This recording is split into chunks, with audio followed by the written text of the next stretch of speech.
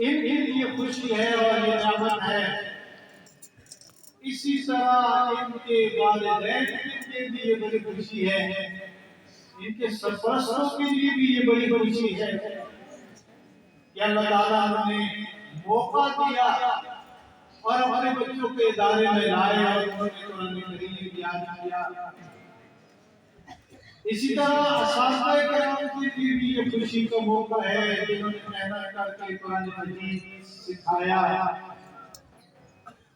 ایک طالب علم کے لیے اس کی کامیابی کے لیے جہاں اس کی اپنی محنت ہوتی ہے وہاں اس کے سرپرستوں کا تعاون اور اساتذہ کی شرکت شامل ہوتی ہے، تب جا کر کے یہ گلشن اپنے پھول مہیا کرتا ہے. یہ ہم سب کے لیے نعمت ہے، طلباء کے لیے، ان کے سرپرستوں کے لیے اور اساتذہ کے لیے. معزز سامعین،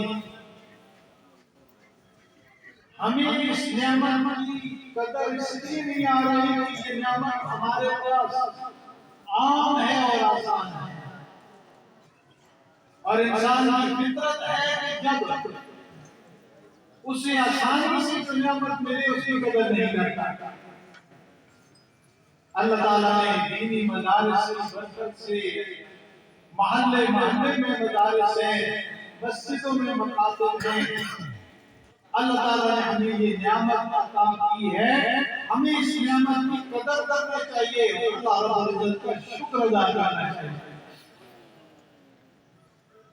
معزز سامعین، آج ہمیں آسانی سے ہر مسجد میں قرآن مجید مل جاتے ہیں، ہر مدرسے میں مل جاتے ہیں،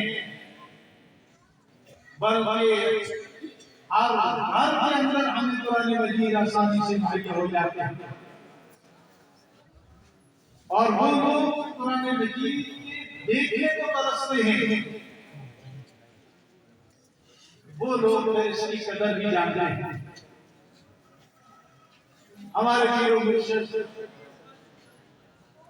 ہم سب کے رہبر و رہنما چند دن پہلے دنیا سے رحلت فرما گئے ہیں. حضرت نے ایک واقعہ کیا ہے، میں وہ مسئلہ عرض کرتا ہوں.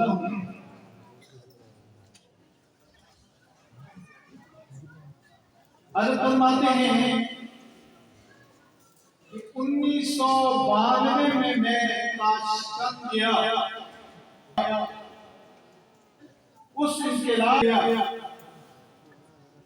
کوئی بندہ قرآن کریم پڑھنے والا نظر نہیں آتا تھا، اور اگر کوئی قرآن کریم پڑھتا تو اسے گرفتار کر دیا کرتے تھے. قرآن کریم کا نام ہی سچ سے گویا دنیا کے وجود میں مٹا دیا. حضرت جی رحمت اللہ تعالیٰ علیہ فرماتے ہیں، میں جب تاشکند کے دورے پہ گیا،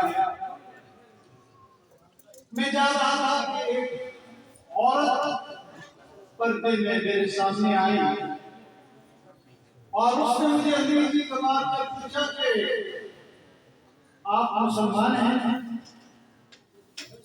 حضرت جی رحمت اللہ تعالیٰ علیہ فرماتے ہیں، میں نے اس سے کہا الحمدللہ میں مسلمان ہوں.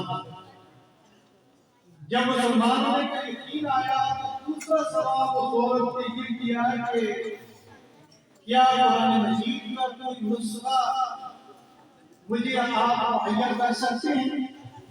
مجھے قرآن مجید مل سکتا ہے؟ حضرت رحمت اللہ تعالیٰ نے فرمایا کہ میں سفر میں ایک چھوٹا پاکٹ کا قرآن مجید ہوتا ہے وہ میرے جیب میں تھا، تو میں نے اس کا نسخہ دیا. اس کی حالت ہی بدل گئی، اس کی کیفیت ہی بدل گئی.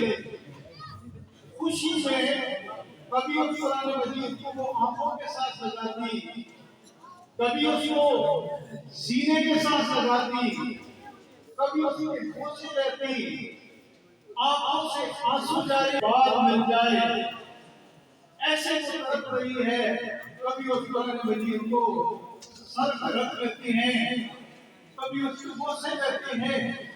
حضرت جی رحمۃ اللہ تعالیٰ فرماتے ہیں میں نے اس عورت سے کہ یہ حالت کی تھی کہ شاید کوئی مجنون ہے، اس کی حالت ایسی عجیب سی بن گئی ہے۔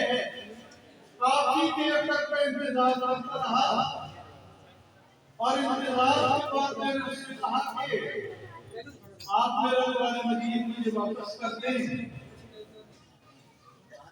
وہ عرض کرنے لگی کہ میری 39 سال عمر ہے، آج میں نے پہلی دفعہ قرآن کو دیکھا ہوں، میں آپ کو کیسے واپس کروں؟ جس کی بھی میری آنکھیں ترس گئی، جس کی بھی میں تڑپتی رہی، آج 39 سال کے بعد پہلی دفعہ یہ اللہ کا قرآن میرے سامنے آیا ہے، اگر چاہے تو یہ میرے پاس ہی رہے۔ حضرت جی رحمۃ اللہ تعالیٰ فرماتے ہیں اس عورت کی یہ حالت دیکھ کر کے مجھے بھی عجیب سی حالت ہونے لگی۔ میں سوچ رہا تھا کہ کوئی پاگل ہے، میں سوچ رہا تھا کہ پتہ نہیں کوئی بیمار ہے، لیکن مجھے پتہ چلا کہ لوگوں کے دلوں میں کہ جن کے پاس قرآن نہیں ہے کس قدر تک قرآن کریم کے لیے تڑپ رہے ہیں اور کس قدر ترس رہے ہیں۔ میرے محترم دوستو، اللہ تعالیٰ نے ہمیں یہ نعمت ہر گھر پر دی، ہر مسجد میں دی، ہر مدرسے میں دی۔ ہمیں چاہیے کہ ہم اس قرآن کریم کی قدر کریں، اور قدر کا حق یہ ہے کہ جو قرآن مجید پڑھانے والے